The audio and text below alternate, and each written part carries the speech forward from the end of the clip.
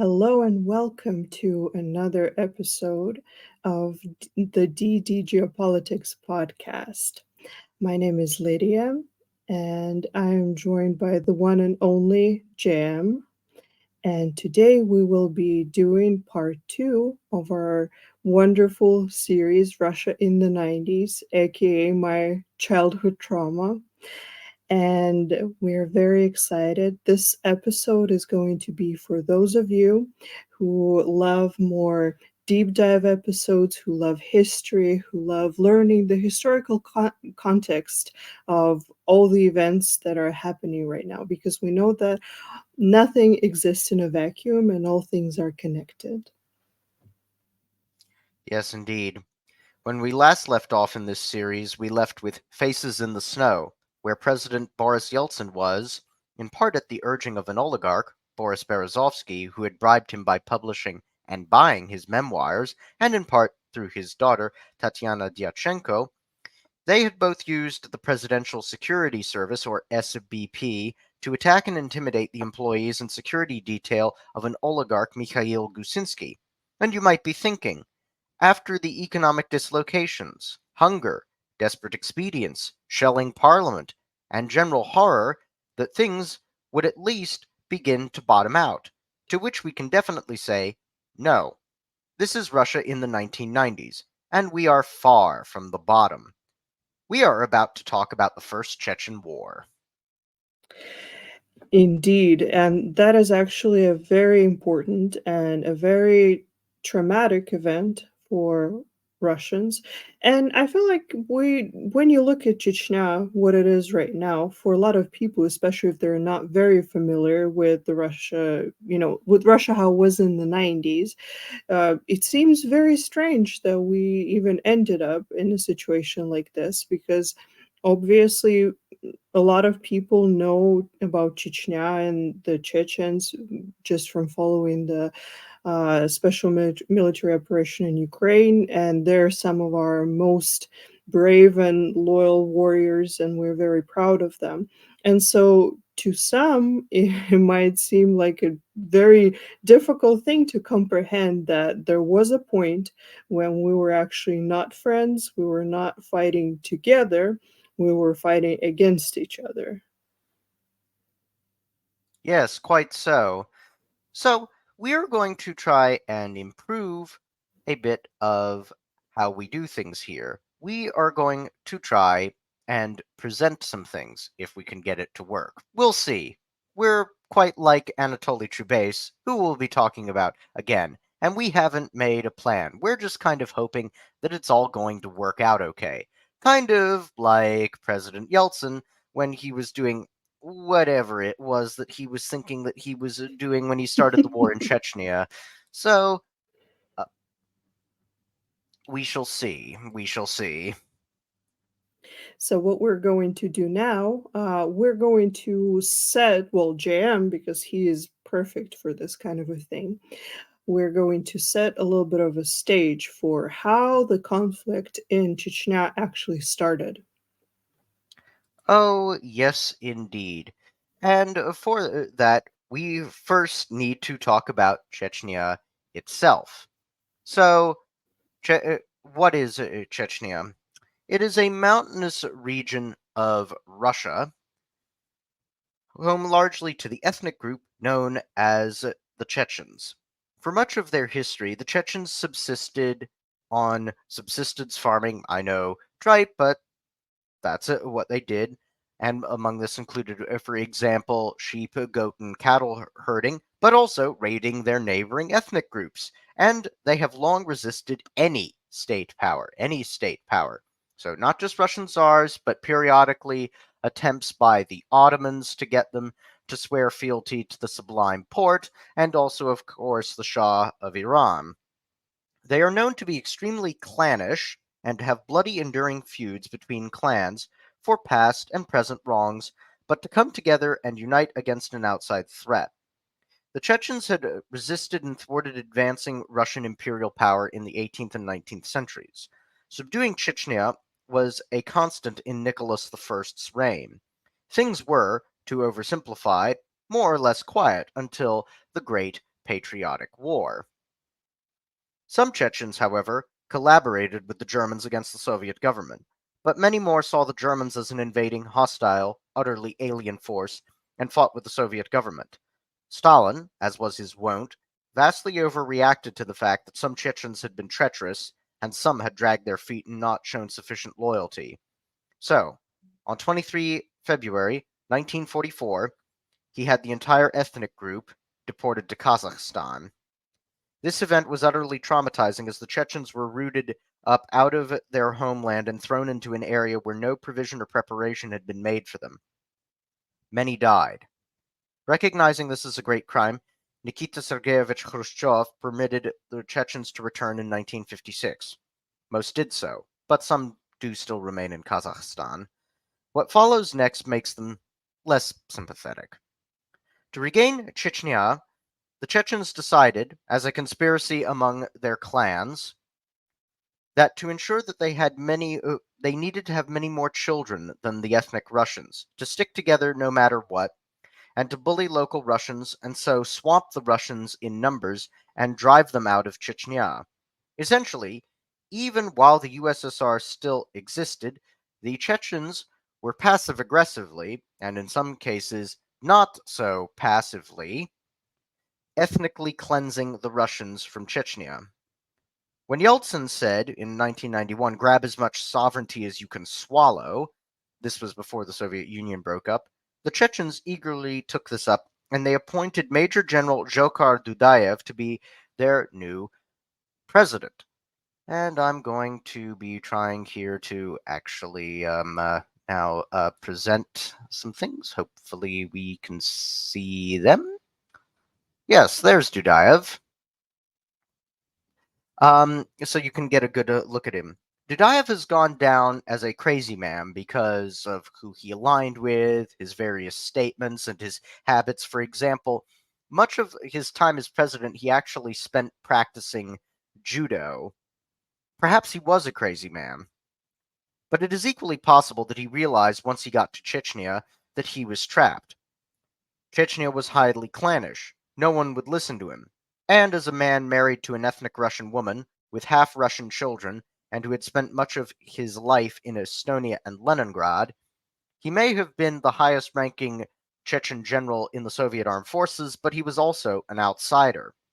So his craziness was perhaps his way of trying to control a situation that if he tried to leave, he knew he would be killed, whether most probably by other Chechens or by whoever in the rest of Russia. Chechnya, however, in this time from 1992 to 1994, still received subsidies from Moscow, while the Chechens stole oil from pipelines, raided nearby settlements in Ingushetia, which incidentally helped bring an end to separatism there as the Ingush sought protection from the Chechens, and as Chechen criminal gangs fought with Slavic gangs over prized territory in Moscow for different pieces of turf. And of course, it became a center of mass wire fraud. In 1992, the Chechen State Bank defrauded the Bank of Russia of $700 million. Not rubles worth $700 million, just $700 million. This was not money the central bank could afford to lose. Dudayev kept pushing more and more for outright independence, which Yeltsin would never accept. The situation spiraled downward, and there appeared to be no bottom. It was definitely a very scary situation because obviously I was a child back then, and when the conflict broke out, I remember on my part, and with my limited understanding back then, uh, what I felt, and I feel like even what some adults felt, there was a lot of confusion because by that time, I feel like most Russians kind of came to terms with the idea that the Soviet Union was no longer, and that the countries, the republics that we used to think about as ours, they were separate countries, independent. And so for me, it was I guess the confusion part where that came in is why, for example, were some places places allowed independence, but why did we have to go to war? And so I try to make sense of things like that. And also, I remember that generally, even the adults, some people felt that we should have just let go of that situation. Because let's keep something in mind. If you, especially if you listen to the first part of our series, then you know that people were under immense pressure. People were in a bad situation all around every day. And so the last thing that they actually wanted was a war.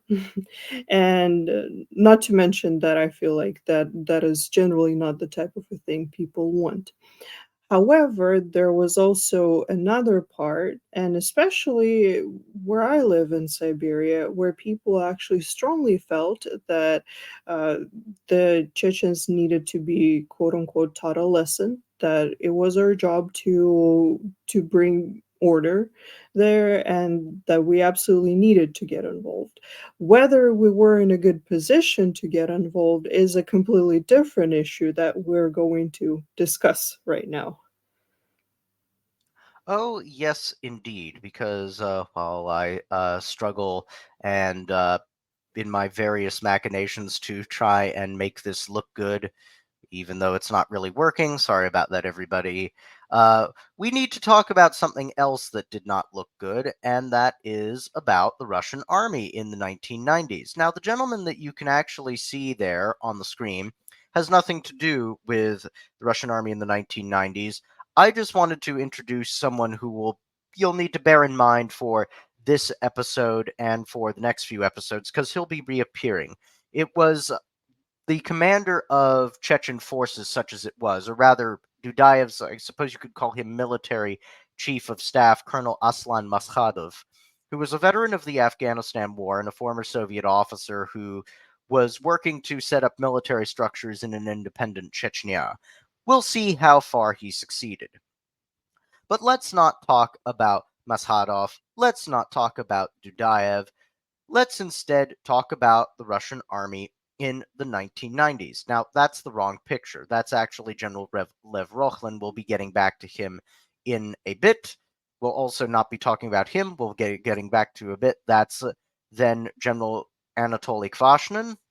That's General Edvard Vorobyov. Yes, let's settle on this picture because it actually, despite the appearances, despite the sickle and hammer cap badges, despite the Soviet uniforms, this is not a unit of the Soviet army you're looking at. It was taken in 1992. This is a picture of the Tamanskaya Guards division of the Russian armed forces.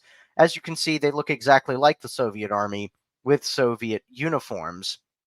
So it's perhaps a good place there when they're right at that transition point when you get to look at that picture to capture kind of what it looked like and also perhaps to illustrate what I'm about to talk about next.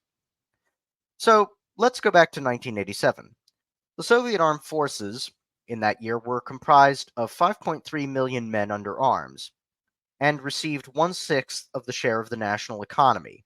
To reiterate, the Soviet defense budget was one-sixth of GDP.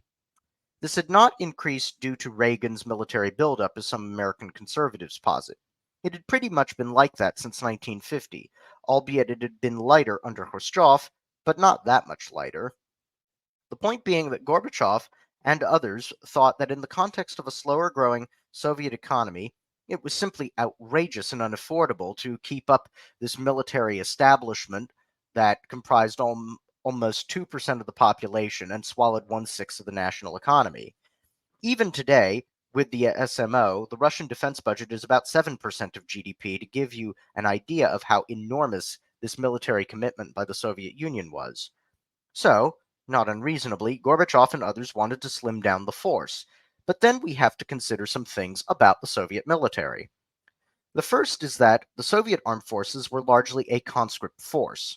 The Soviet officer corps was approximately 1 million in strength. There was a small corps of professional NCOs, and the rest were conscripts. Formally, there were sergeants, but in practice, they rarely had seniority due to how conscription was structured. Conscripts served for 2 years. Sergeants were conscripts selected for their leadership aptitude, given a year of intensive preparatory training, and then expected to formally run the unit in the second year. but usually they did not. That instead went to conscripts in their second year who had more experience than the new intake, and one might add, the sergeants. These were called grandfathers, or dědi in Russian. When it worked functionally, a new recruit, sometimes called a ghost or spirit, or duch, would be paired with an older conscript. The younger recruit would do most or all of the bad work, cleaning latrines, doing extra cleaning of boots, sweeping the barracks, and so on. And in return, the older recruit would teach him how to do other tasks set down in the military and how to avoid mistakes so the officers and warrant officers would not punish the unit and they could all have as much free time with the least amount of stress and effort possible. That is when this system, called Yedovshchina, or the rule of the granddads, worked. Often it did not. Older conscripts would often take parcels of food or letters from home from the conscripts, beat them if they did something wrong or made a mistake.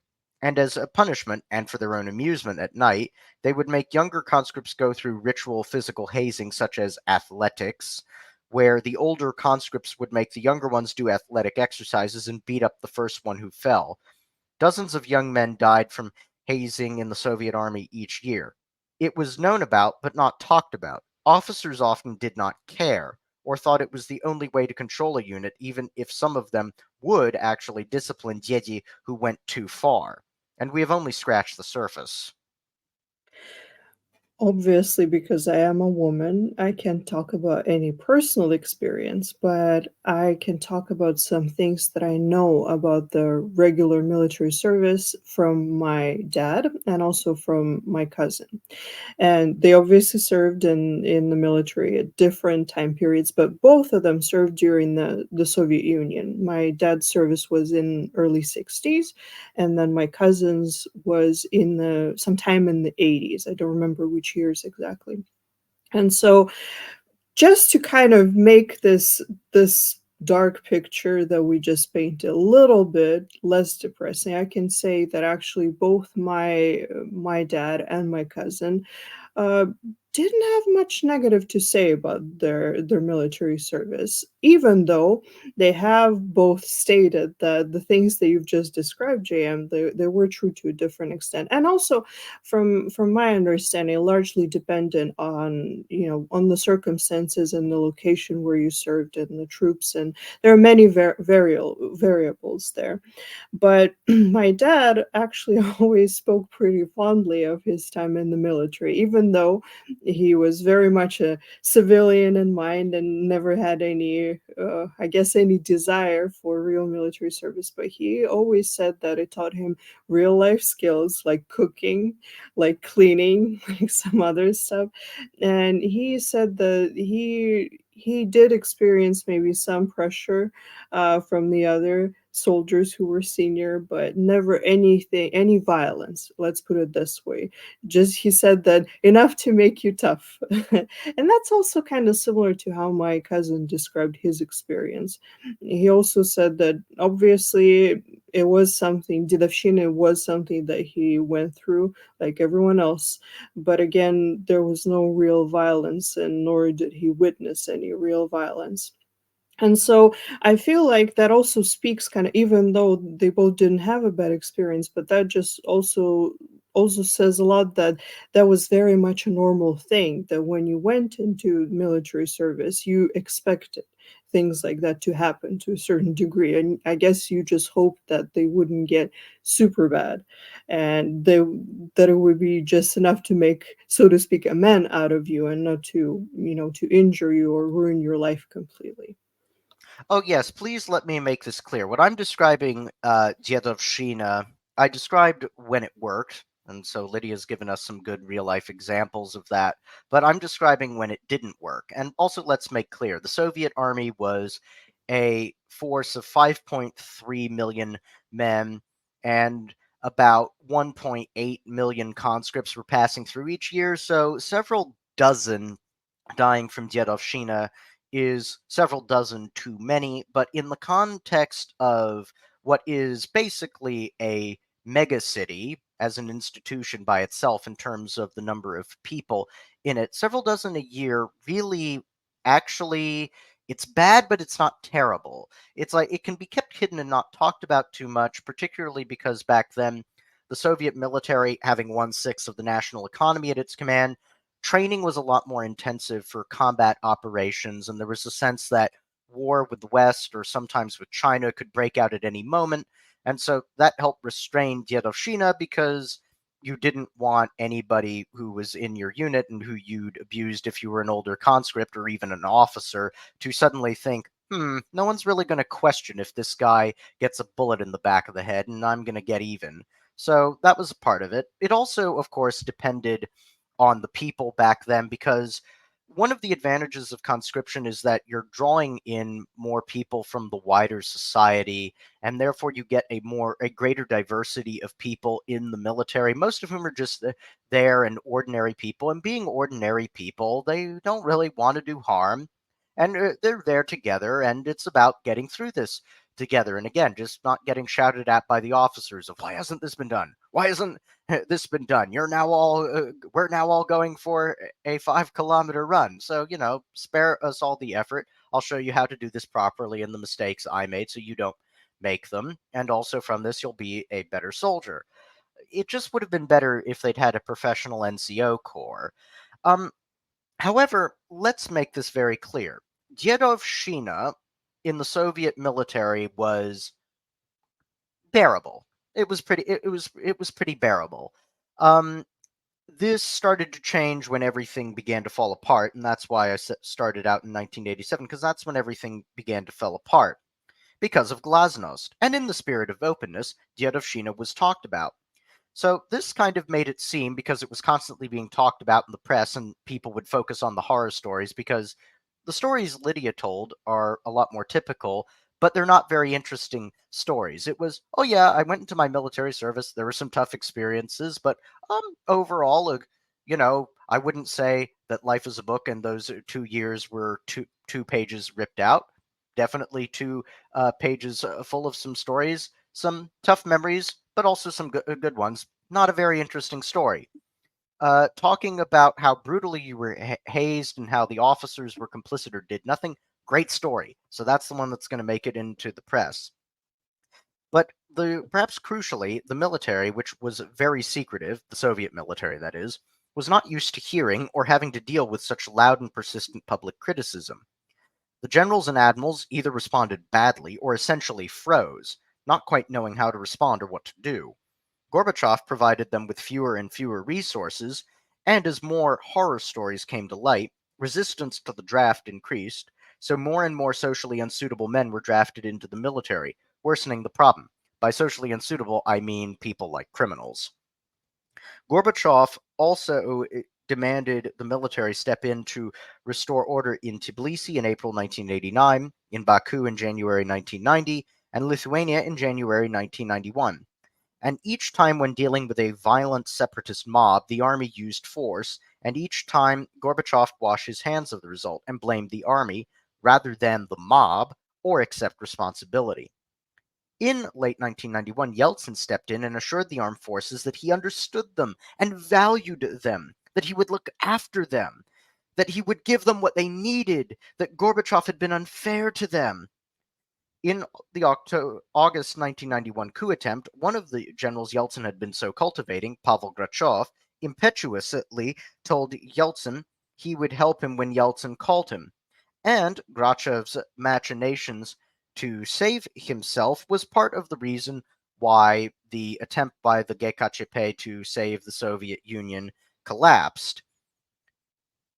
It should perhaps be telling that the attempt by the GKChP, I'm now trying to find the picture of Gorbachev and Yeltsin, yep, there they are, collapsed because the GKChP, full of so-called Stalinists and hardliners, it's more complicated than that, was unwilling to use force, but Yeltsin 2 years later did not hesitate. But the end of the Soviet Union is a tale for another time. Now let's focus on Yeltsin and Grachev here. When the Soviet Union broke up, Russia inherited the largest part of the Soviet armed forces. Many of those troops were suddenly in what were now foreign countries, including the Baltics, Belarus, and Central Asia, and even some troops in Germany and Poland. The economy was collapsing, and technically, Moscow started with 2.8 million troops under its command. In practice, though, much closer to 2 million simply because a lot of people who would have been drafted simply weren't. There weren't the resources to look after them, so they weren't drafted. And on top of all of this, with much of Soviet military assets that Russia technically inherited deployed in what were now foreign countries, all of that and all of those men, all of that mountain of material equipment and ammunition that the Soviet Union had carefully husbanded and prepared to fight a war to ensure that the USSR would not be a victim again as it had been in 1941, that had to be brought home. And the men needed homes, some place for them to be based and to live. To say that this was difficult, even had circumstances been more ideal, is an understatement. It's especially difficult when the economy is collapsing and the budget is constantly being cut. To Grachov's credit, he largely got this task done. But, as we said, the economy was collapsing and Yeltsin was, well, Yeltsin. So all that budget cutting and not even paying out what was promised in the budget that we described was the neoliberal economic policy set out by Yeltsin and his team, so Gaidar, Chubais, Chernomyrdin, that applied to the military too. No money for salaries, for food, for training, for new weapons, for weapons maintenance. Horror stories abound from this time in the Russian military, but we'll try to give a few examples. And now go back through pictures of the Russian military in the 1990s. Uh, we don't have some of the more miserable ones. So by 1999, a junior lieutenant's salary was 1/10 of the official poverty level wage. A lieutenant colonel's was barely above it. Even by 1993, 92% of junior officers, that is to say, officers below the rank of lieutenant colonel, said they had no faith in tomorrow. Almost as soon as they were commissioned, most officers wanted to leave the army. Naturally, like most other government employees, they were paid irregularly, often not in full, and never paid on time. With service conditions declining and pay not being dispersed or even troops being fed, Dyedovshchina and crime got much worse. So, in the Soviet military, dozens of conscripts died from Dyedovshchina a year.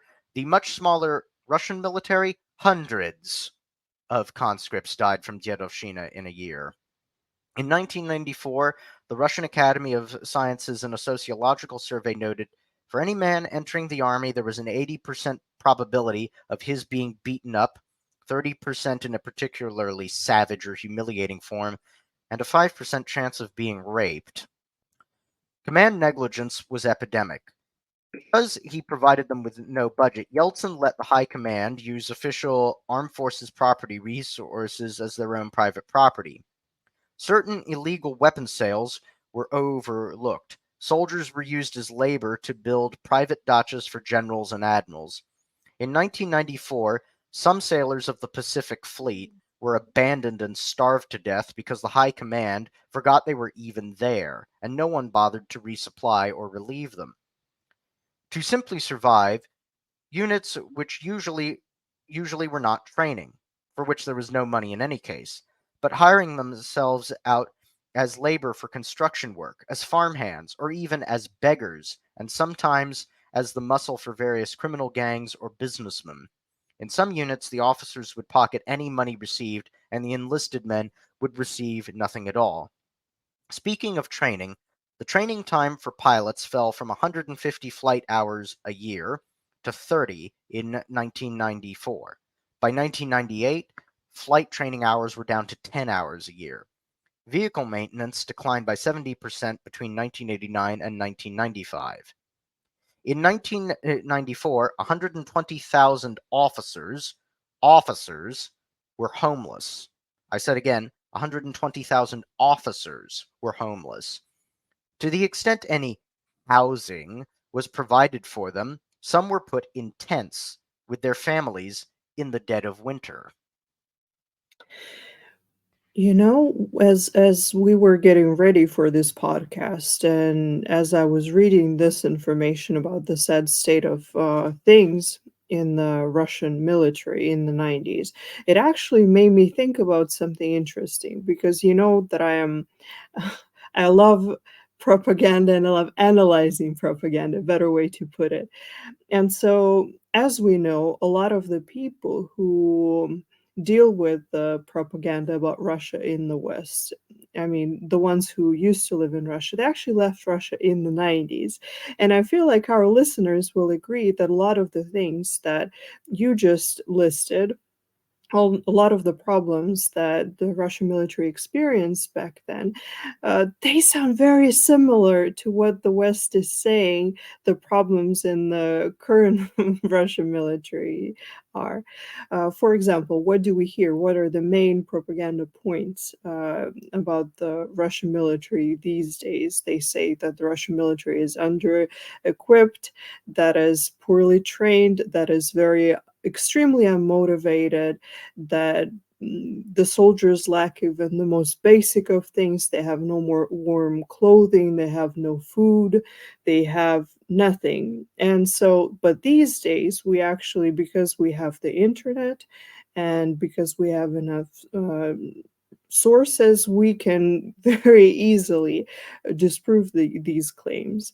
But back then, unfortunately, these things were true because it was the state of things. And I know this, and now we're going to be approaching kind of a very delicate topic for my family because I actually have someone in my family who ended up in the First Chechen War, and he was actually a conscript. That's my cousin's husband. And why the reason why I'm saying this is a delicate topic is because that's not something that he actually liked talking about for very apparent reasons. So whatever information I was able to gather is largely just, bit, bits and pieces here and there, and from talking to my cousin back then when I was growing up, and from just having some experiences with him and his friends who also were conscripts who were in Chechnya back then. And so one of the things, and that's sort of our, every family has some stories that they like to uh, tell. And something that was a thing about him is that because the when he was stationed there, well, we can use the word stationed, it seems like a very fancy word for what it was. uh, they didn't get enough food, and obviously their diet was very poor, so it was largely things like barley and just very, very basic, not very nutritional things. And so for many, many years after he was home, he couldn't eat it because it gave him just very strong associations with that time, and because he said that they would eat so much of it that was pretty much all they ate. And also he remembered just how cold they were because these days they claim that the Russian soldiers don't have winter uniforms, but back then they would get stuff either late, and so a lot of the soldiers would be cold. They would get all kinds of infections. A lot of the people would get um, uh, kidney problems because they would have to sleep on the cold ground, and they wouldn't have enough clothing or blankets or anything to keep them warm. Then eventually, when they would get winter clothing, it would be ripped and old, and it was all kind of old remnants of the Soviet glory. So whatever they could find in storage, and no matter what state those things they were in, they would try to send it to them, but it wasn't enough.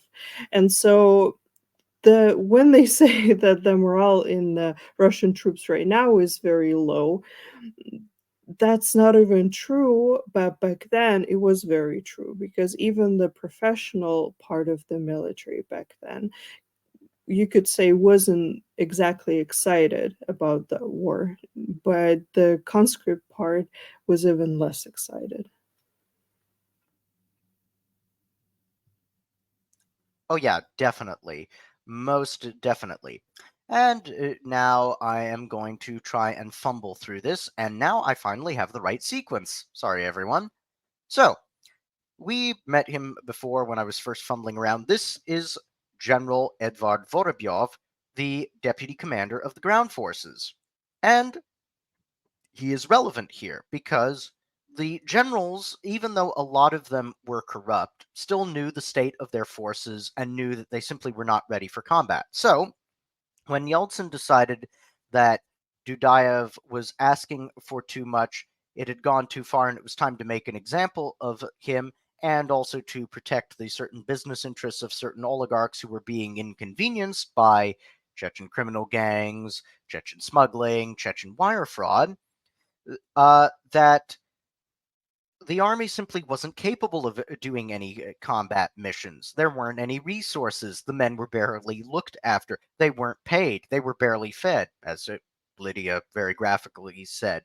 So, not surprisingly, many senior officers almost mutinied when they were told to go prepare a force to attack Chechnya. This gentleman, General Vorobyov, who was tasked with leading the invasion force, refused to lead men in these conditions into battle when they were not ready, not paid, not looked after, and against a motivated enemy. In his mind, it could only be a slaughter of his soldiers, and he refused. Yeltsin angrily fired him, and Russian liberals made snarling utterances about uppity generals not obeying civilian authority. The commander of the VDV, albeit internally, General Yevgeny Podkolzin angrily protested to Grachov. Grachov was also a paratrooper. Grachov ensured that Podkolzin was cut out of any input into the operation in Chechnya. General Boris Gromov, the last Soviet commander in Afghanistan, also protested and was removed as deputy defense minister. Even two of the generals assigned to the expedition, General Babachev and General Rokhlin, that's General Rokhlin, who was also a veteran of the Afghanistan war, they did obey their orders, but they publicly protested what they were being asked to do. It is therefore doubly ironic that Russian liberals soon insisted that the people who had convinced Yeltsin to start the First Chechen War were a conspiracy of old communist hardliners who were pushing for war in Chechnya, when the most pro Soviet generals and the intelligence chief, Yevgeny Primakov, who we'll meet next week, and Primakov, to note, was ex KGB and also a Soviet loyalist, they were actually against starting the war. This was less from a principled opposition to war, but from a firm belief that making a war in this way, given the state of the armed forces, was utterly immoral. So, I'm Lydia. Can you please end the screen sharing, please, so that I can transition to the other folder? We haven't planned this out very well, everyone. We're trying to cobble together an expeditionary force like in Chechnya, just from bits and pieces here and there. Okay. I think this worked. Yep, that worked. So one of the men that you briefly saw there, just to note, was the best-looking one was General Anatoly Kvashnin. He was actually designated as the expedition commander. He was a very ambitious officer, and he has a bad reputation, but we're going to do what we can in this program to try and rehabilitate him somewhat, simply because I think, at least, that how he has been characterized is simply not fair. It's very simply, it's not fair. Um, so the force that moved into Chechnya in mid-December 1994 had barely a month to prepare, and worse, was a motley collection of cadres from various units, because almost no units were up to strength of any kind. And at only 23,700 men in strength, it was utterly insufficient even to secure Grozny, which was and is a city of about 500,000 people. Many men and officers were working together for the first time, and because of the problems we described, they were often barely trained and with rock bottom morale.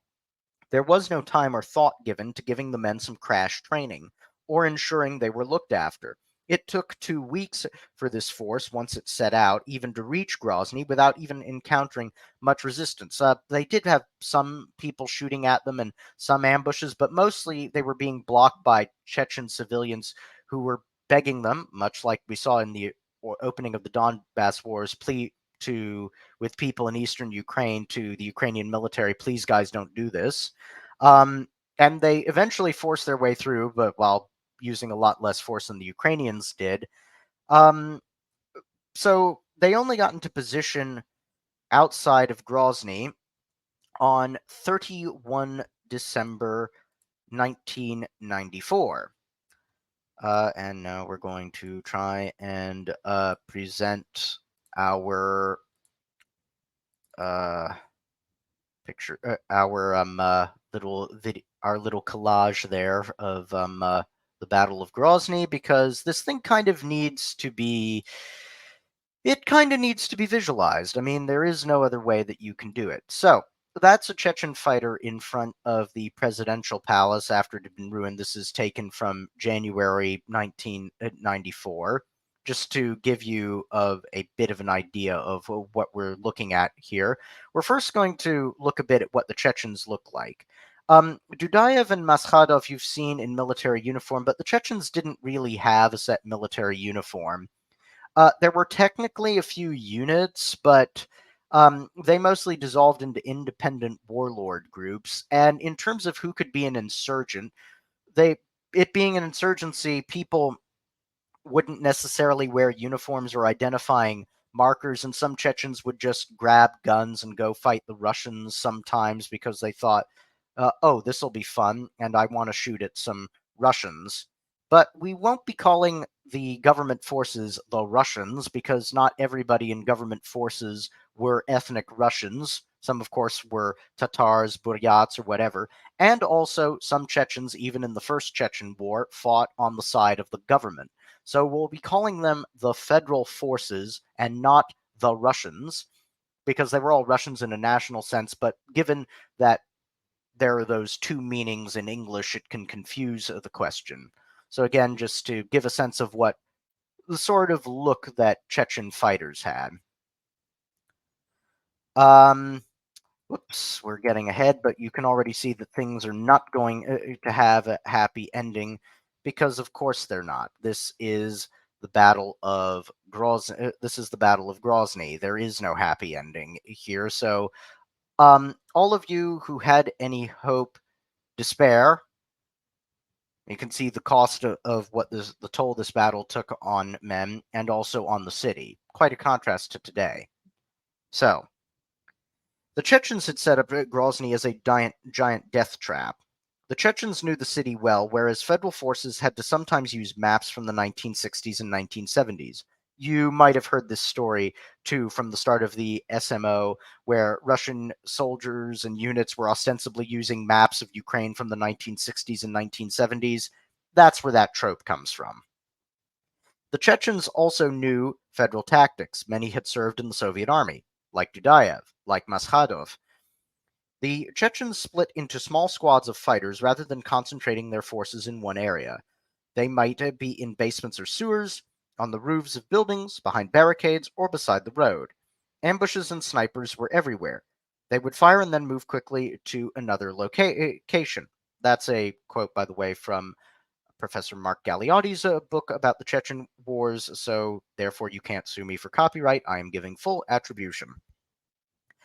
What we're going to focus on as being emblematic of the Battle of Grozny and the assault that started on 31 December 1994 is the destruction of the 131st Motor Rifle Brigade, also known as the Maikop Brigade. They were allowed by the Chechens to advance and assemble in the square around Grozny railway station. Though they did not know it, they were cut off from all help. Then a Chechen rebel broadcast on Claire over the radio this message to the federal forces: "Welcome to hell." Fire erupted around the soldiers as RPGs and prepared explosives detonated. The fire was coming from so many directions, the federal troops did not know where to fire back, and many were cut down or burned alive in their vehicles within minutes. Many abandoned their vehicles and sought shelter in the train station itself or nearby apartment buildings where Chechen rebels were lying in ambush and killed many of them. Some soldiers broke into groups and tried to flee as best they could. Some even threw down their weapons and raised white flags and tried to walk out or beg the Chechens to spare them. It made no difference. Some were chased down and literally hacked to pieces while begging for their lives. The brigade commander, Colonel Savin, tried to get the few vehicles that were left working to evacuate the wounded under a white flag. These vehicles were all targeted and destroyed by the Chechens, with the wounded burning to death. Colonel Savin died with his men. Only General Rochlin's column managed to get a foothold into the city and make any progress. For achieving his objectives, fighting competently, and largely keeping the men under his command alive through his deliberate approach, in addition to his service in Afghanistan, General Rochlin became a hero. We should also note that some Chechen police actually joined federal forces in the fighting when they entered the city. And again, this is worth bearing in mind. Whatever historic enmities between many Chechens felt towards the Russian state and ethnic Russians, they utterly despise the anarchy of Dudayev's Chechnya. And I think that should tell you how much Chechnya sucked, which is that this was Yeltsin's Russia, and even then, quite a few Chechens were like, I really wish that we could improve our situation to that of Yeltsin's Russia. Oh, one little note. Some of the people who were there massacring Russian soldiers who were wounded or unarmed, some of them were Ukrainians. Yes, really, about 200 Ukrainian nationalists fought in the Battle of Grozny. Now that there is a picture from the Battle of Grozny, albeit of a happier one, where the soldiers actually are fed and joking with each other. But as you can see from the previous pictures, it mostly wasn't like that. It was a lot more like a nightmare.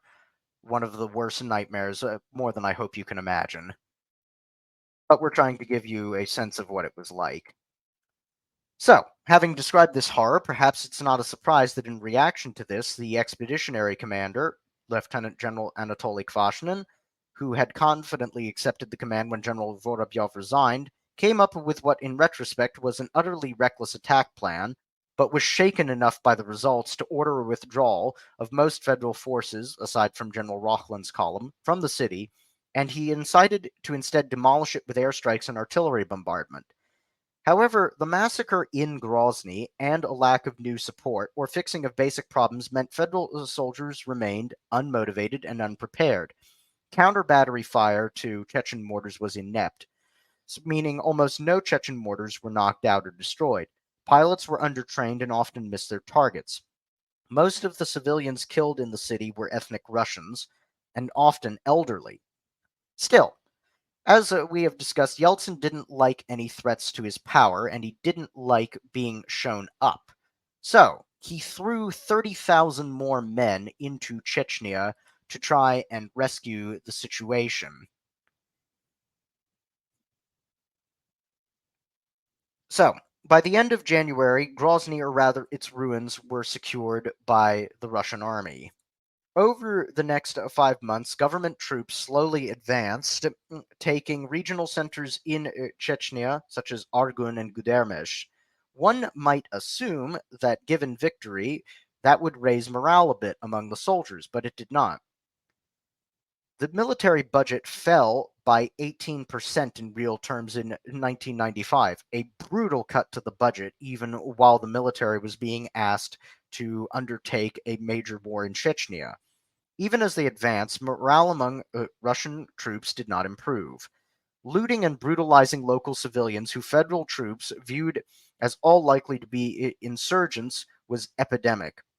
One might also add, with all the criminality in Russian society, and at the very top of the Russian government, many thought, as British journalist Anatole Lieven covered, that the idea of anyone telling them that to steal, to abuse, to take what you could, and looking after yourself was wrong, morally wrong, when people like Yeltsin, Chernomyrdin, Chubais, Grachov, and Soskevets and others were running the government, was worse than a bad joke.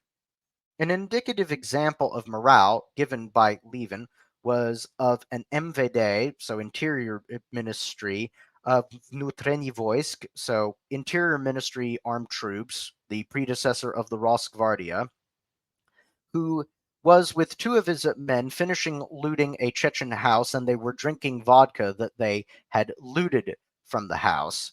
Suddenly, the major grabbed his two conscript soldiers and by the shoulders and brought them up and said to Levin, "Will you look at these kids? I mean, just look at these kids. What are they doing here? You know what they are paid?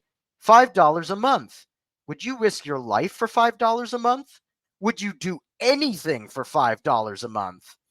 Indeed, federal troops would accept bribes from Chechen rebels, allowing the rebels to pass through their checkpoints or not be fired upon, even if they knew that the same Chechen rebels were going to attack other federal units. If for no other reason, they needed to accept these bribes because they needed to get money to buy something to eat.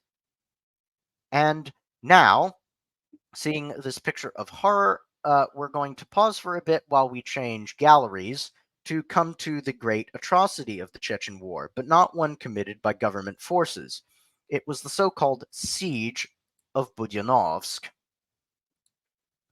But also, So, while we do that, I might actually use this time while you're doing the technical part mm, to kind of reflect on what you described. Because let's keep in mind, our dear listeners, that I'm sure that you felt some very strong feelings while you were looking at those pictures, and the same feelings were felt in Russian society. When I was preparing for this podcast, I actually went through the news archives, and I looked at some of the reporting from the front. And there was one that actually stuck with me a lot, because there the reporter from one of our channels went and spoke to the conscripts, and she talked to a lot of our boys, and she asked this very hard question. She talked to them about the conditions that they were living in. She talked to them about, the morale and the difficulties that they were facing. And she asked this question: why are these conscripts, why are these boys that are not properly trained, are being forced to fight there? And that's something that that weighed very heavily on the hearts of the people in Russia, because obviously these were not just regular military; these were literally boys from all over the country, and to and like we said, and I talked about this in the first part of our podcast, but if I were to describe the general mood of the Russian society in the 90s towards the government, I would say the best word to describe it would be abandonment, because people felt genuinely abandoned by their government. And that was just another proof that the government had no concern for the life of the citizens, for the future of the country, and the people couldn't do anything. And so we will, I guess, that just keep that in mind when we talk about Yeltsin in the future and why he was even less popular uh, after this war than he was before. yep, now we're going to fumble our way here in a lot more fumbling than should be done through the siege of Budyanovsk. And it's really not funny because we'll, we'll talk in the last episode of this series about Beslan, just because I'm a sadist and I like you all to experience the trauma I felt when I learned about these events and what Lydia felt when she had to live them. So, who are we looking at here in the center? The man with the gun. We're looking at Shamil Basayev. He was one of the Chechen rebel commanders, and he'd fought pretty viciously in the Battle of Grozny. On 13 June 1995, he decided that, well, obviously he decided a few weeks before, but it looked as though the Chechen rebels were losing because federal forces had taken and secured, after a fashion, two-thirds of Chechnya. So he decided that he needed to do something to change that dynamic. So on 13 June 1995, he gathered 200 of his men, put them on buses and trucks, and they took rifles, ammunition, explosives with them, and some money. The plan was to get to the city of Stavropol and take a lot of hostages. However, they ran out of bribe money before Stavropol, so Basayev and his group drove into the small town of Budyennovsk. They intended to bluff their way through the town, but incredibly, they ran into police officers who would not be bought and were suspicious. The Chechens then gunned these police officers down and assaulted the police station. Officers tried to defend themselves with their service pistols, but it was to little avail. Many were killed. Panic ensued in the town as nobody knew what was happening. Basayev's men rushed the local hospital, shot several of the staff, and took 1,800 people hostage. Not just doctors, nurses, and patients, but visiting family and anybody they could grab from the streets and drag into the hospital. Local MVD and army units that you can see some of what this looked like there. Local MVD and army units then showed up. The Chechens forced people into rooms and hid behind them. Several attempts were made by MVD and Army Spetsnaz to storm the hospital, but each ended in utter failure, with casualties among the would-be rescuers and the hostages, but none among the terrorists. On 19 June, Prime Minister Viktor Chernomyrdin himself arrived to negotiate. As Pavel Khlebnikov wrote, Russian TV watchers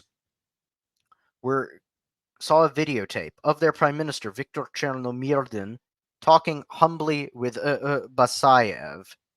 Chernomyrdin agreed to let Basayev go.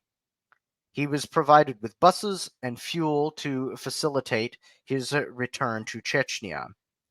He was also allowed to take several dozen hostages with him back to Chechnya as a kind of security guarantee to ensure that the federal Spetsnaz from the MVD and the army would not attempt to try and kill him and his men for what they had done.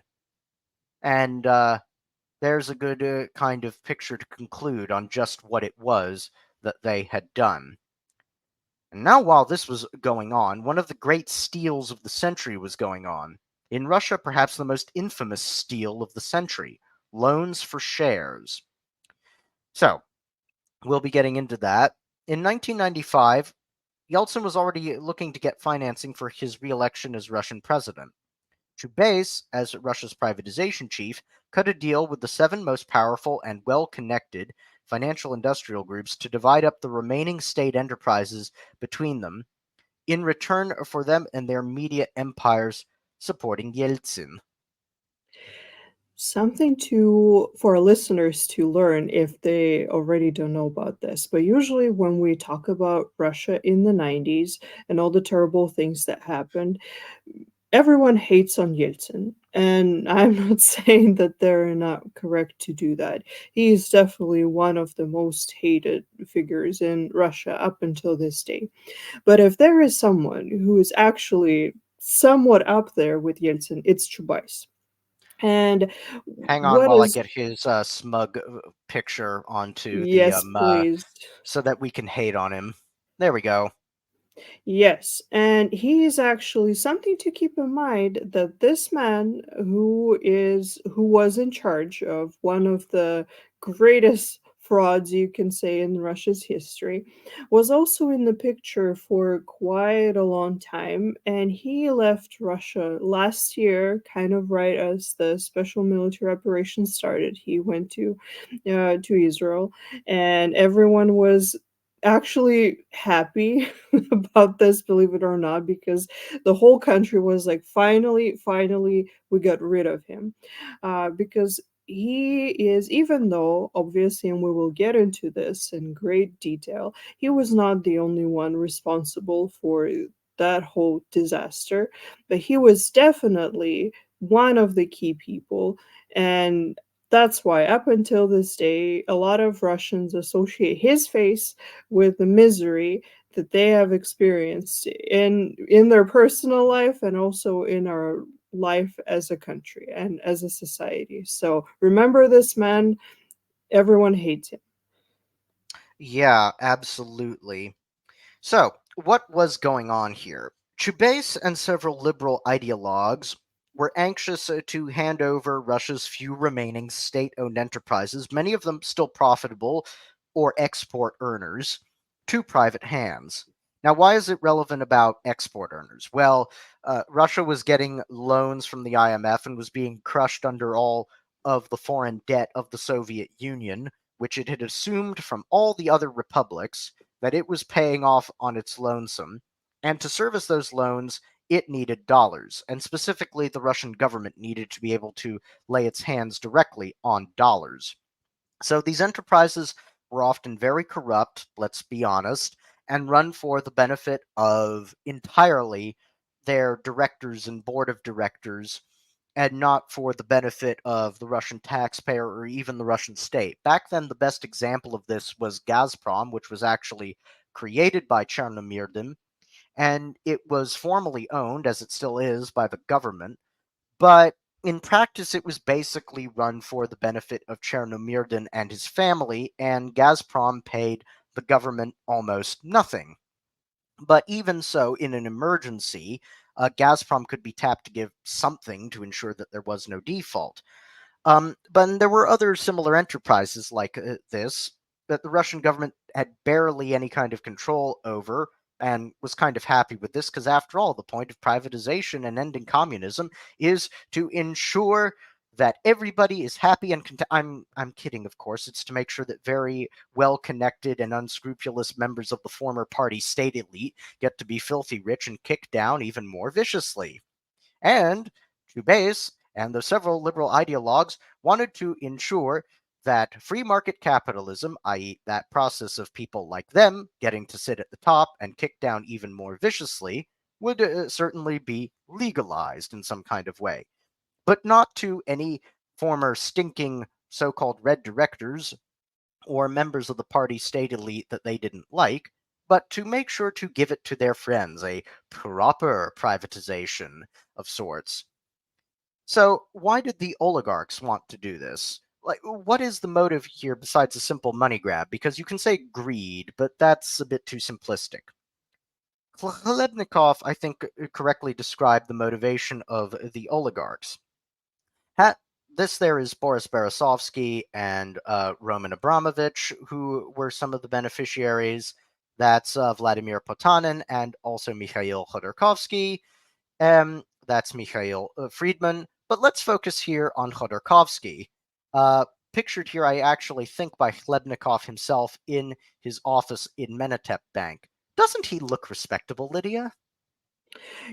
I didn't even recognize him at first because I'm just these days he has a completely different image. I'm sure that some of you know what he looks like these days, and this is wild. But this type of a look is actually very, I would say, it's very symbolic of the '90s because a lot of the very rich they enjoyed being very openly rich, and this is exactly what we can see.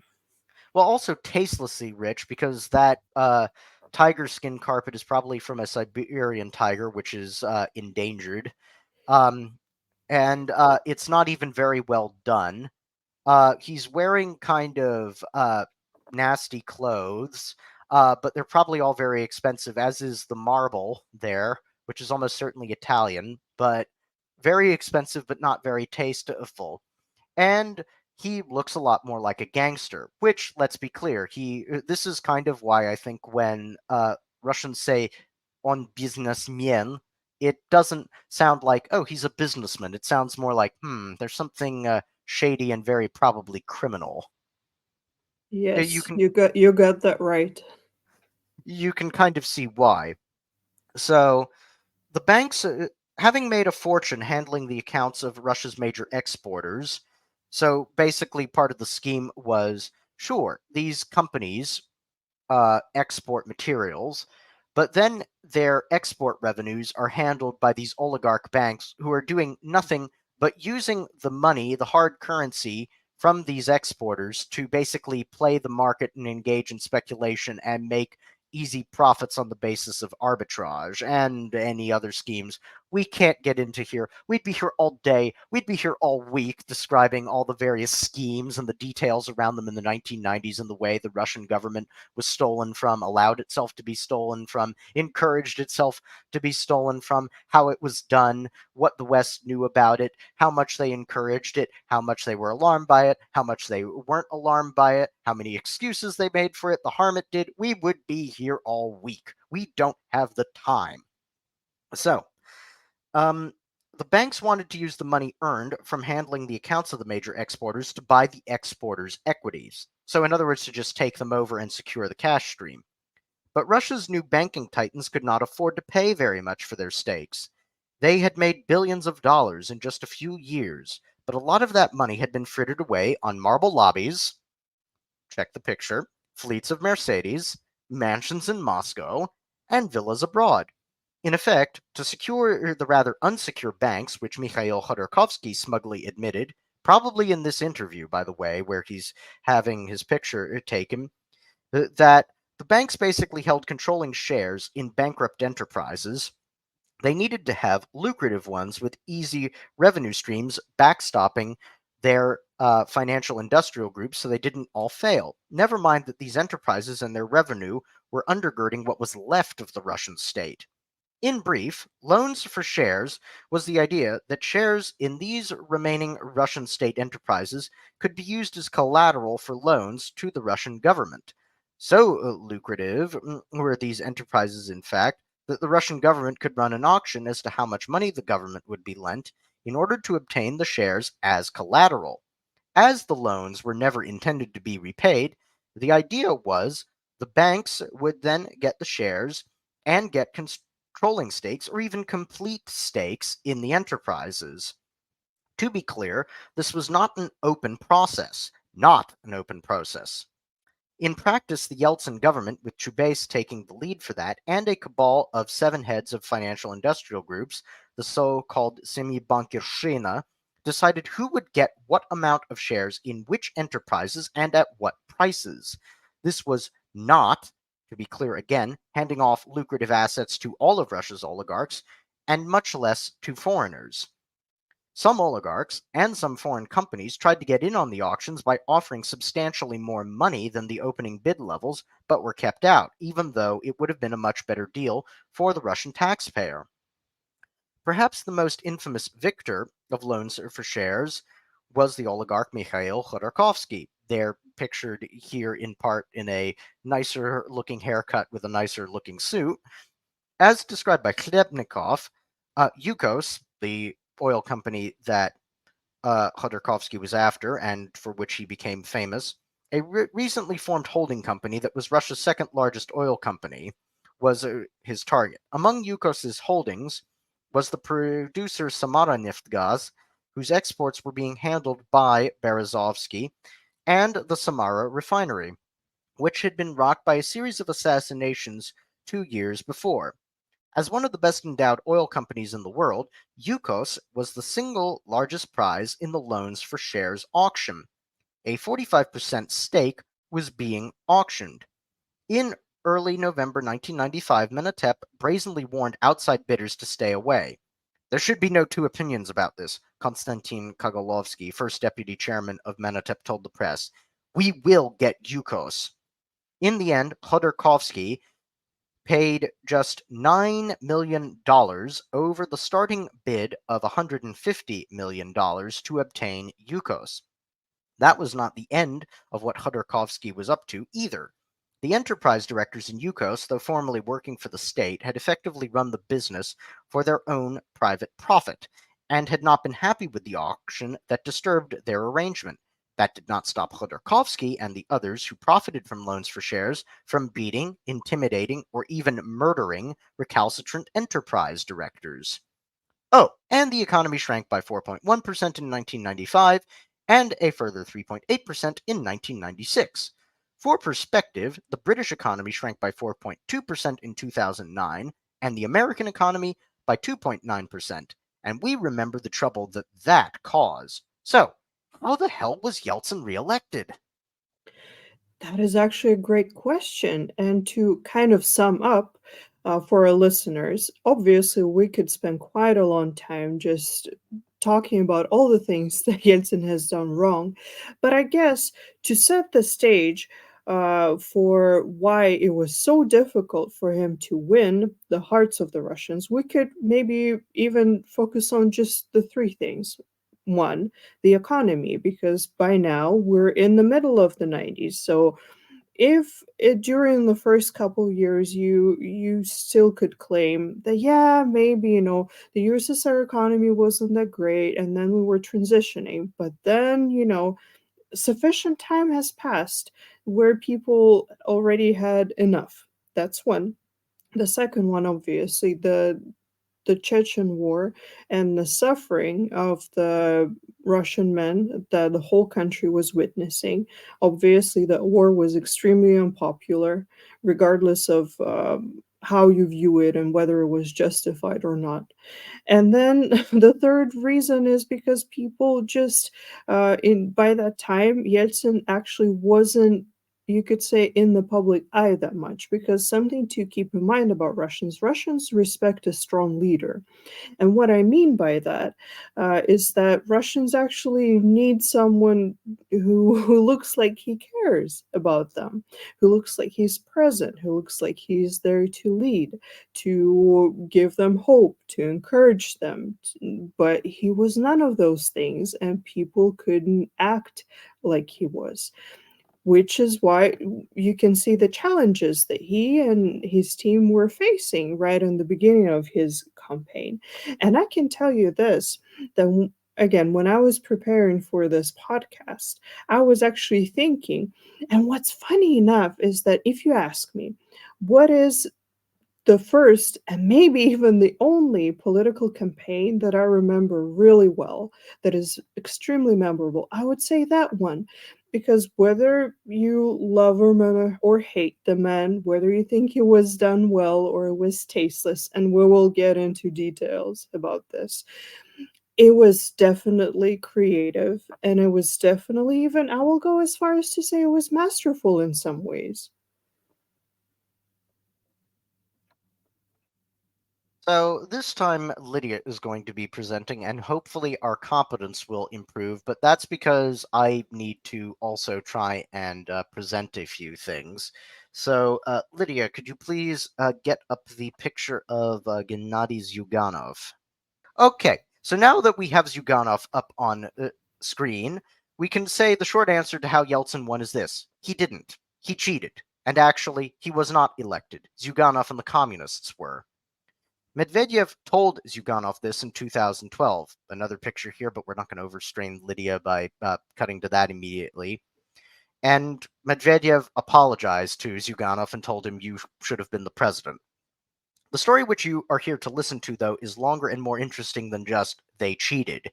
In early 1996, given everything we described, it is no surprise Yeltsin's approval rating was in the single digits. Zyuganov was actually a guest, and that's the picture, at the World Economic Forum in Davos, and many lined up to meet the man they thought would be the next president of Russia.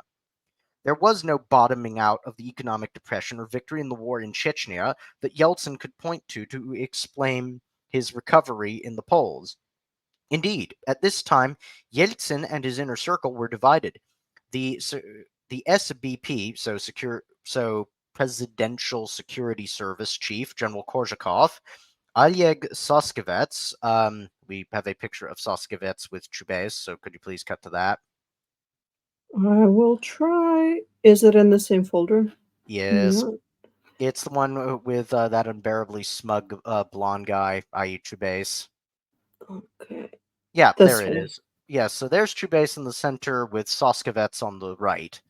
Um, so keep this in mind because these two men are about to be divided. Oleg Soskevets and others wanted to simply cancel the elections outright and declare martial law. Interior Minister Kulikov and Defense Minister Grachov both told Yeltsin point blank they did not know if their men would obey any orders to impose martial law, or even, we could probably argue, if they had the resources to carry out such orders. Given everything we've covered about the armed forces, which extended to the dire state of the VV, so again, Vnutreni Voisk, this should be no surprise. There was a second group who thought that Yeltsin, though, had brought democracy to Russia, that he could convince people that things were about to get better, that it was time to stand on Prince. I'm just kidding. Chubais and this clique thought that they could use the media empires of the oligarchs to hoodwink everybody into voting for Yeltsin, and where that did not work, they would simply steal the election. This would be difficult. Yeltsin had had a heart attack at the beginning of 1996 and was in rapidly failing health. But one thing that Yeltsin was very good at was rising to the challenge to smash any sort of challenge to his power. Could you please show them, Lydia, the picture of him getting fit by practicing tennis? Yeltsin Okay. practicing tennis. It's the next one. Yep, there we go. See, that's Yeltsin getting fighting fit. The man, the legend. Yes, with his tennis coach Shamil Tarpashev, who ran the National Sports Fund, which was also beset by corruption scandals and was used to smuggle things. That's a whole other story that we simply don't have time for. So, as you can see, he actually did try to get fit. He ate a little less, he drank a lot less, but where his energy failed, drugs kept him afloat. He, in other words, showed remarkable self-discipline for a man with notoriously poor impulse control. In terms of organizing the oligarchs to help Yeltsin, that was a role played by both Anatoly Chubais and the oligarch Boris Berezovsky, who we showed a picture of earlier.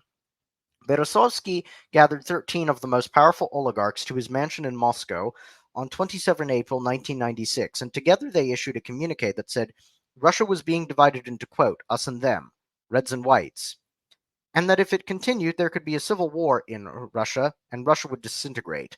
They called on all people to unite and find compromise, by which they meant ensuring their fortunes were protected and no one changed anything, and this was apparent from the concluding sentences of their press release.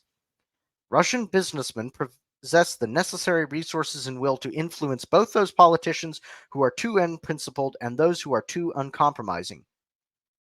Zyuganov tried to counter this statement, which had effectively called for suspending the Constitution and for the communists to agree not to run for election, by asking for a televised debate with Yeltsin, and Yeltsin refused.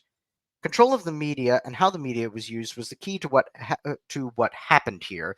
So, could you please cut to the picture of Zyuganov campaigning with Gorbachev? Yeah, there we go. He's looking a bit uneasy. Yes, but also shows that despite everything, Gorbachev didn't forget the party, and the party didn't forget him. It didn't forgive him, but I think it's a case of люди как люди, and they both Then hated Yeltsin. Well, pretty much, I feel like everyone hated Yeltsin at this point. And something to say, I would like to say a couple of things about his campaign, which, we'll get into a little bit more. But Yeltsin's whole campaign was actually based, you could say, on the anti-communist sentiment because he knew, obviously he was aware, and his whole team was very much aware of how the people felt. And it was actually reported that in the first months of his campaign, when he started going around the country visiting different cities, I don't remember exactly which city it was, but there was one when he had a low approval rating there before he went there, and then once he went there, it got even lower. So that is the mood, our dear listeners. That's how it was. And so the only sentiment, because he couldn't actually show any real improvement in the country, so the only thing that he could literally count on was the anti-communist sentiment. What do I mean by this? Is actually playing on the fears of the people. Like the campaign videos that were used, they would paint those scary communist entities, and they would say, do you want closed borders again? Do you want no food in the stores again? which we can say some of those things they were they were definitely an issue in the Soviet Union, but they were largely amplified by that campaign. And because some people by then, obviously, regardless of all the various struggles, there were also good things to the fall of the Soviet Union. So people got used to having certain things, and so they didn't necessarily want to lose them. And so I guess it played to a part of the Russian audience, especially the younger one. And you can actually see, and you will see it, that that was a part of the Russian population that they were targeting heavily in their campaign. We're going to fumble here for a bit, though, to show some of this stuff because it's worth bearing in mind that what Lydia presented was a stereotype of the Russian Communist Party's campaign platform, which was a lot less back to the planned economy and a lot more actually, let's continue with economic reform, but not be a bunch of corrupt, sadistic assholes. Yes, that would have been nice, but unfortunately didn't work out that way. Yes, because not being corrupt, sadistic assholes would have meant threatening the fortunes of the oligarchs. So, Lydia, if you could stop presenting so that I can present and show this very charming ha ha ha ha ha clip. And now we are going to fumble here for a bit, dear listeners. Yeah, here we go.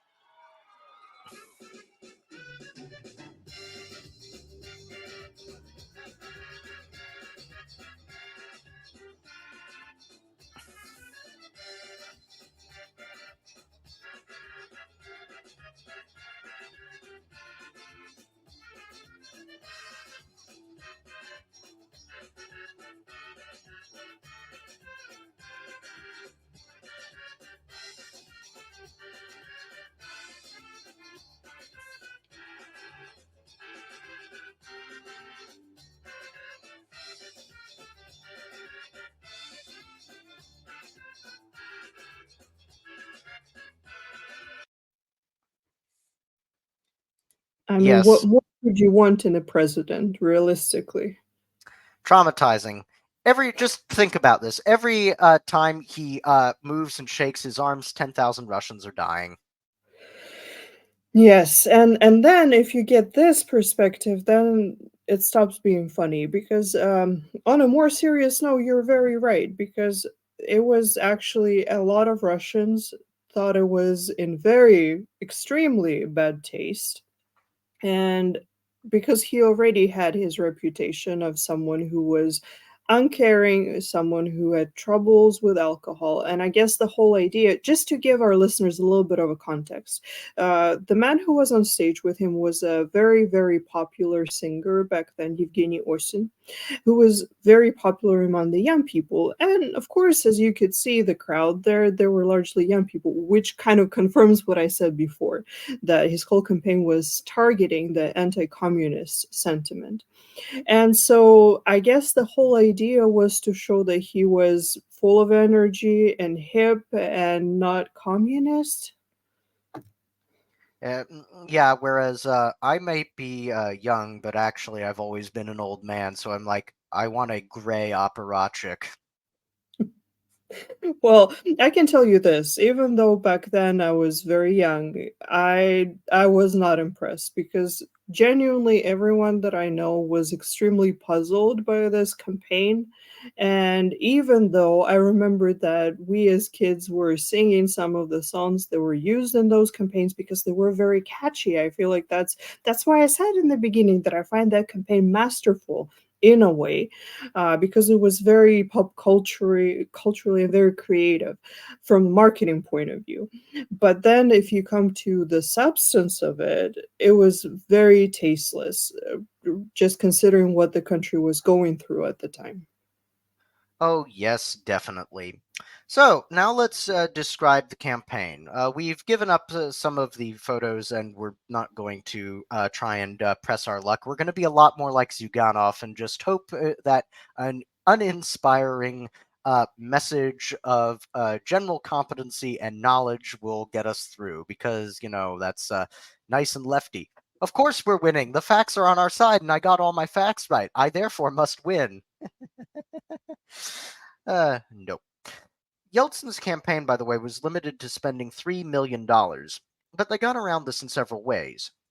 Yeltsin's campaign spent $3 million directly, that's true, but contributions to his victory and advertising for him came from other sources. So, for example, the pro-Kremlin party, Our Home is Russia, Nasz Dom Россия, also spent $3 million. Yeltsin was not a member of the party, and therefore it was technically legal for them to just have a bunch of adverts, spend all their money on focusing on Yeltsin and not the party. Other various minor parties were given money to support the president, usually $3 million, and many local governments also threw the administrative resources of their regions behind ensuring that Yeltsin got votes, looked good, and made life as difficult as possible for the communists. Furthermore, the media empires of the oligarchs made and produced documentaries on the horrors of Stalinism, caricatured or outright lied about Zyuganov and the communists, and lionized Yeltsin.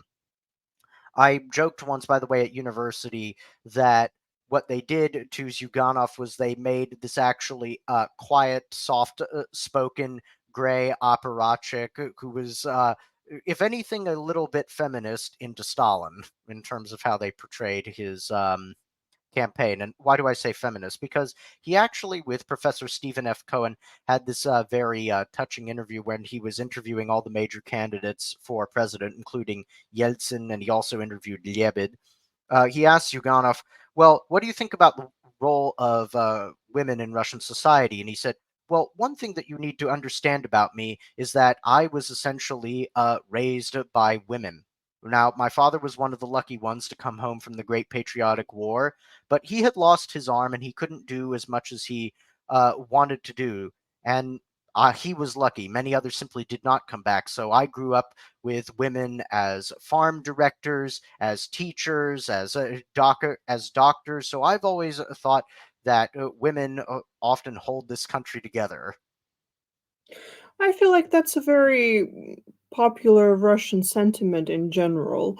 And I would like to kind of add to your point because obviously, and to how do I put it? I guess to some people who look at Russia from the outside, Zyuganov might seem like just this very stereotypical communist. But I have to say that back during his campaign and even now, some communists in Russia actually consider him not communist enough, meaning that he's not hardcore enough. And I have to agree, he's definitely not a Stalin. He is very, well, I don't know if moderate is the right word, but he is very measured in his approach He's to a a lot child of of things. he's a child of the Khrushchev and Brezhnev eras, I would say. That kind of Yes, yes. So definitely not the hardcore Bolshevik image that people often imagine. Exactly. So again, it's this kind of stereotype, and we can. It's a whole different subject for another time that I'm sure we'll eventually get to about what I would call the Soviet Golden Age, because that would just be a nice feel-good set of episodes. But we'll do that another time. Let's talk about misery and death. Um, it's worth again quoting Khlyebnikov. Much of the money that we've been describing went to pay for flattering documentaries of Yeltsin on private TV stations, billboards put up by local mayors, pro Yeltsin rock concert. We showed him shaking his arms, and every time he does, 10,000 Russians die. Organized by the entertainment industry, leaflets and posters printed by private publishing houses. To a large extent, the flow of contributions to the campaign was recorded and controlled by campaign headquarters. The system became known as the Black Treasury. Now let's read some of this again from Chlebnikov's book, Godfather of the Kremlin. Midway through the campaign, American journalists began uncovering evidence that Yeltsin's team was bribing cash strapped journalists and their bosses to run flattering pieces about the president. Payments ranged from $100 paid to a provincial reporter for a single positive article to millions of dollars paid to the owners of the largest Russian newspapers. This corruption was also investigated by the Presidential Security Service because, in fairness to him, General Korzhakov was excessively loyal to Yeltsin, corrupt in his own way, but he often thought that a lot of this stuff went too far, so he at least wanted to document it. And so the SPB here did some good documentation. And so, for example, one of the things that they documented was that $169 million, which was a lot of money back in those days, young people, was paid to Berezovsky's ORT TV station. Now, that might sound strange to today's Russians or anybody who follows modern Russia to associate Berezovsky with ORT, but back then, Berezovsky functionally owned ORT, even though it was actually owned by the state. How he creamed money off of that is a whole other scheme we don't have time for. Because again, if we covered the criminality in the 1990s, we'd be here all week. So we're going to skip over that. So it also would not be fair to say that journalists took their ethics seriously. Sergei Parkhamenko of the magazine Itogi even declared to the Los Angeles Times that he was willing to subordinate his journalistic ethics to prevent a communist victory. This is not a game with equal stakes, he said. This is why I'm willing to be unfair. That is why I'm willing to stir up wild anti-communist psychosis among the people. The TV networks produced a number of documentaries about Boris Yeltsin, focusing on the early years, the good years. One documentary featured his wife, a cozy grandmother in her home, talking about how happy she was with her husband. Perhaps most important was that the president almost always led the nightly news. There were some significant news events: the ceasefire in Chechnya, Bill Clinton's visit to Moscow, the Russia-Belarus customs agreement, i.e., the beginning of the Union State. But on slow evenings, Yeltsin was shown working in the Kremlin or visiting workers in the provinces. Zyuganov, on the other hand, was rarely seen or heard. Toward the end of the campaign, after Yeltsin became ill, the communists began focusing on whether Russia should elect a seriously debilitated president. They tried to buy advertising time on state-controlled TV, but they were refused. While the communists were handicapped by their weak public relations strategy and just lack of money, basically the communists relied on the fact that, and we have to reflect the fact that even now, with all the entrenched advantages of United Russia, and we'll be covering United Russia's origins in episode 4, the Communist Party is the second biggest political party in Russia, and it has at least 160,000 members. And through other affiliate organizations like the Komsomol, despite the fact that it's not in that many offices, people still have some affection for the Soviet Union, and from that, it's still a large mass organization, and it was even bigger back then. So that's what they tried to do to get around this, but with the media bombardment, they really didn't have much of a chance. One of the Yeltsin camp also received the help of foreign campaign specialists. Here comes the American interference, and since this book was published in 2000, this was not exactly a state secret. Tim Bell, the advertising genius behind Saatchi & Saatchi and Margaret Thatcher's election campaign in 1979, and anybody who lives in Britain immediately, and whose politics are left of center, immediately went, ah, because Margaret Thatcher ruined a lot of things about this country, but that's a separate question. The Yeltsin team also recruited the campaign managers responsible for California Governor Pete Wilson's impressive come-from-behind election victory in 1994. The American campaign managers were installed in Yeltsin's campaign headquarters in the President Hotel. They were under strict instructions to keep a low profile and to venture from the hotel as little as possible. The California team was based in Suite 1120 of the President Hotel. Across the hall, in room 1119, was Tatiana Dyachenko, i.e., Yeltsin's daughter. The professional relationship, American political strategist George Gorton bragged to Time magazine, was unusually close.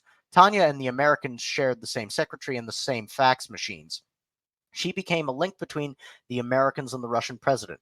The American consultants were treated like foreign royalty, grumbled Korzhakov. After every routine meeting, Tanya immediately ran to them to discuss the new information. The Americans suggested such dirty tricks as trailing Zyuganov with truth squads who would heckle him and cause him to lose his temper. They also reinforced the more basic lessons of modern political campaigning. Daily memos identifying the tasks at hand, points to be hit, images to be transmitted. They did simple things, such as replace a poster of a scowling Yeltsin with a smiling Yeltsin. Photograph sessions and TV appearances were strictly choreographed to seem spontaneous. A running series of public opinion polls and focus group sessions delved into the instinctive reactions of the Russian electorate and shifted the Yeltsin campaign accordingly. Yeltsin was on a grueling cross country campaign, something that had never been done in Russia before. The Russian president put on a miner's hat and descended into the coal pits. He visited soldiers at distant army bases. He accepted the traditional peasant gesture of hospitality of bread and salt at obscure rural settlements. There are several pictures of this, by the way. At a Moscow rock concert, well, we already covered that one. And Russians had never been subjected to direct mail, like the millions of letters bearing Yeltsin's signature sent to World War II veterans thanking them for their service. Many of the recipients apparently thought the letters had actually been signed by Yeltsin. They hadn't been. But perhaps the most sophisticated propaganda was produced by American trained Russian advertising men. A company called Video International had been signed up to produce Yeltsin's official campaign spots, 15 different advertising spots, in fact. The strategy was a soft sell.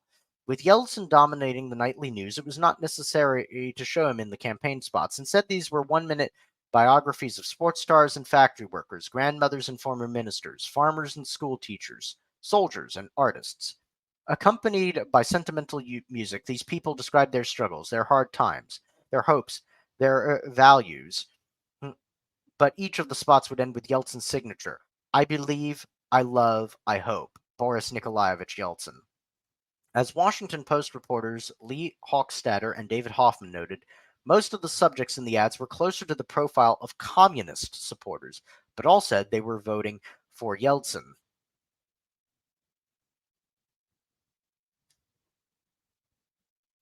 Kind of what you're to your point, Lydia.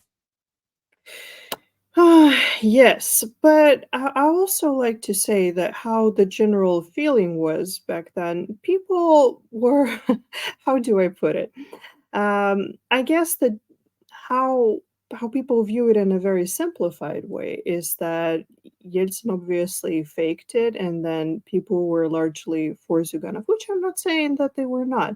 But I also feel like another popular sentiment was that people knew that they had zero trust in Yeltsin, but they also were not necessarily exactly sold on Zyuganov's ideas. And so, which kind of left them in a situation with no good choice, really. So, to wrap this all up, I should also add that the IMF disbursed an unusually generous loan, which Yeltsin used to begin delivering overdue paychecks just a few weeks before the election to give the idea that things were starting to turn around. It also helped that actually the FSB, which had just come into being, had actually located Dudayev and managed to focus in an airstrike on him that killed him. So it even looked as though Chechnya might be coming down. Then Yeltsin also withdrew troops from Chechnya to give the idea that the war was winding down. So just a few weeks before, everything seems to be coming up. But it's also worth noting that in the first round of the election, despite all of these tricks, he lost. He just outright lost. And we should also talk again briefly about the black budget. The idea behind the black budget, with all these private contributions, was that oligarchs would be paid back, but with fiscal favors after the election by the Russian government. Never mind that the government was bankrupt. They were also allowed all to cream off the black budget they were all contributing to, so they were actually stealing from each other. Given that $2 billion was probably spent on Yeltsin's reelection, again, a lot of money in those days, it is not surprising to see how this was viewed as another source of plunder. Yeltsin, though he lost the first round, persuaded General Alexander Lyebid, who we haven't covered, we just don't have the time, to withdraw his candidacy from the presidency. Lyebid told his supporters to support Yeltsin. In return, Lyebid was made chairman of the Security Council and was promised that Grachov would be fired as defense minister. Grachov was fired. General Igor Rodionov would be made defense minister. Side note here, Lyebid and Rodionov did not like each other, but Lyebid deeply respected Rodionov as a commanding officer, an honest man, and as an intellectual, and we'll cover General Rodionov in the next episode. And also, finally, that there would be financing provided for serious military reform. Yeltsin won the second round with 54% of the vote.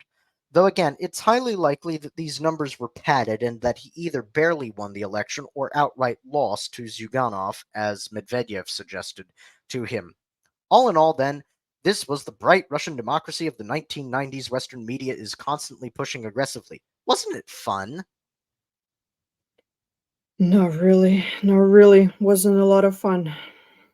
Okay, so we've been going on long enough. You might think that things have maybe bottomed out. Oh, no, no, no, no, no, no, no, no, no, no, no, no, no, no, no. You poor, dear, sweet, innocent thing. You thought things were about to get better? You seriously thought that it was all over? That there might be the beginning of a release from this nightmare, from this hell? No, things are about to get worse. Of course they're about to get worse. Why would it be any different?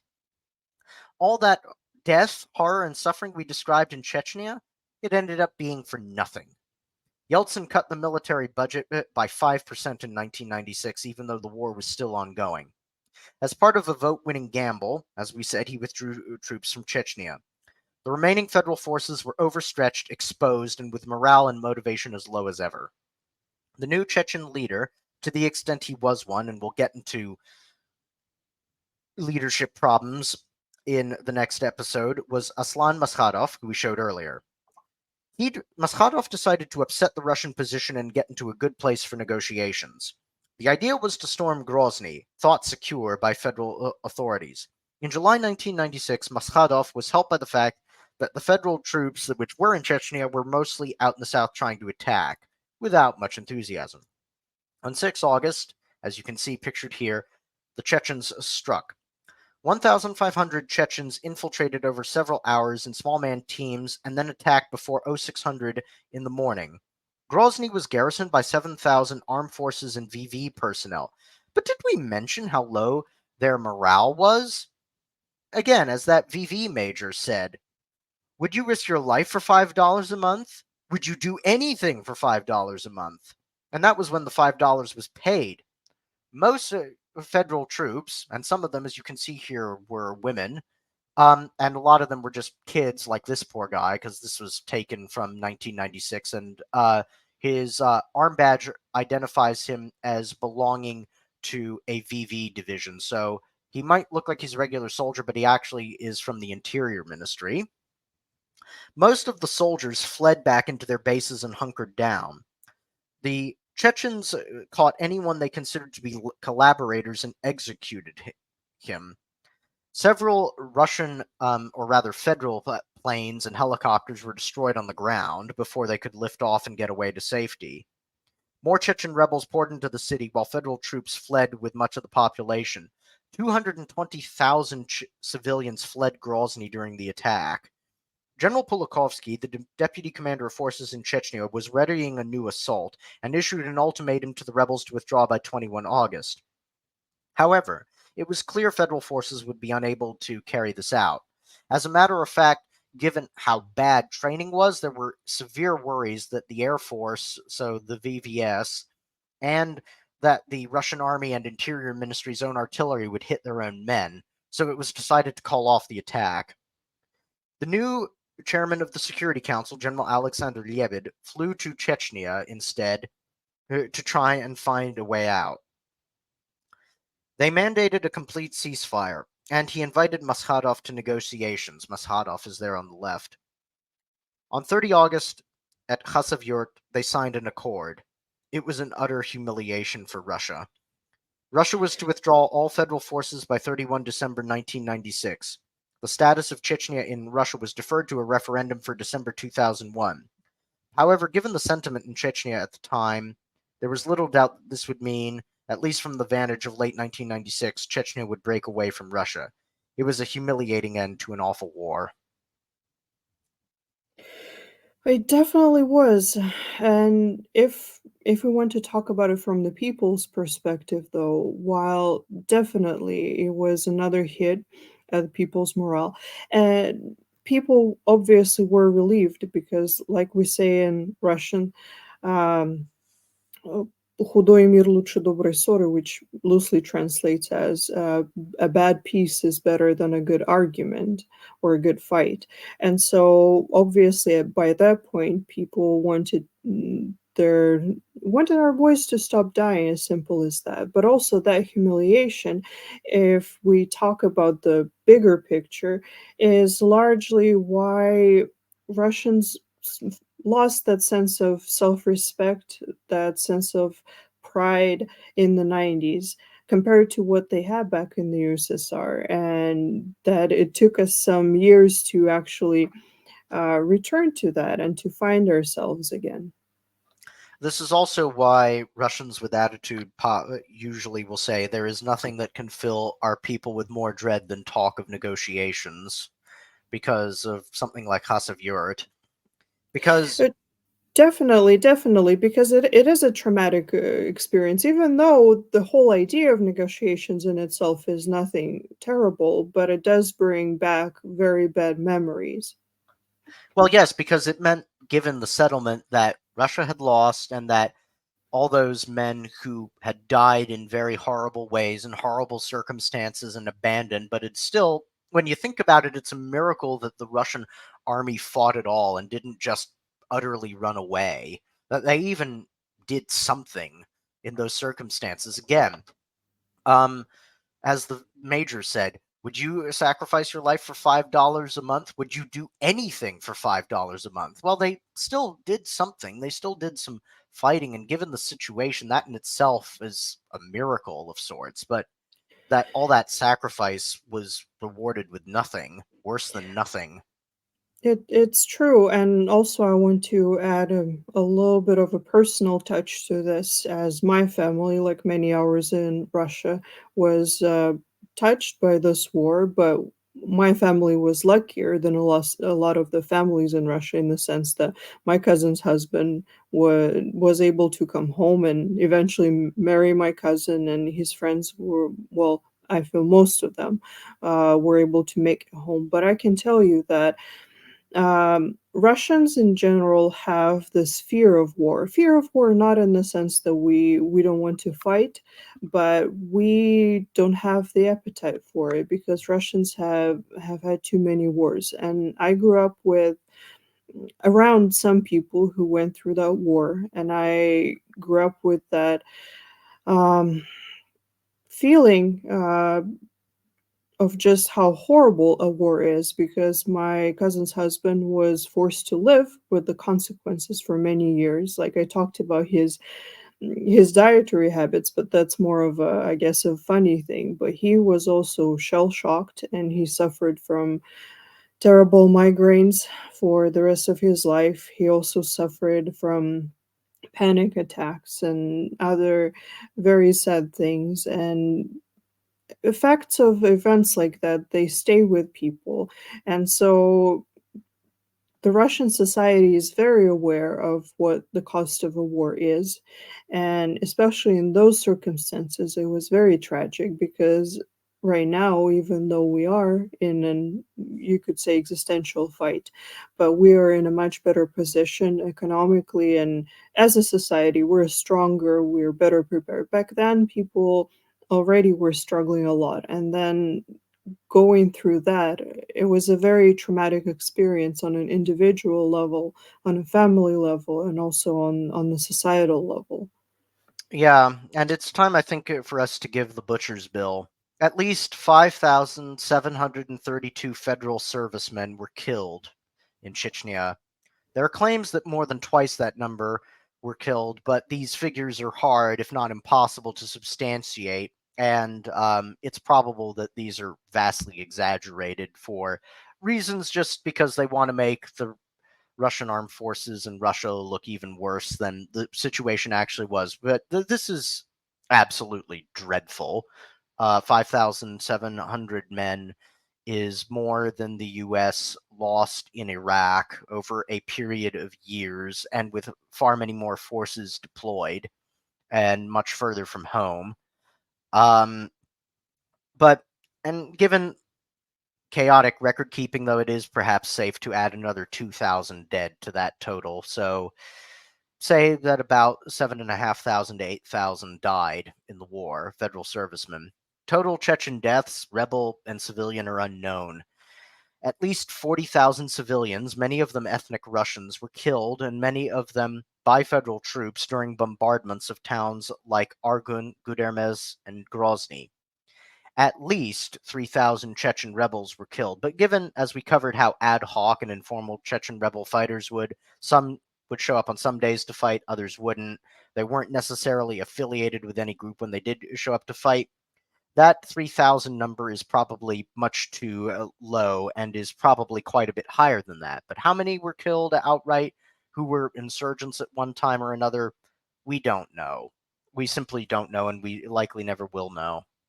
So, on that very happy note, we will be back the next episode talking about how Yeltsin started at long last thinking of his legacy to turn things around. I'm joking. Of course, we'll show how everything got worse, and we'll cover off the years 1997 to 1999. So, high Yeltsinism, economic crisis, and the year of the three Chekists. But that is for next time. Bye for now.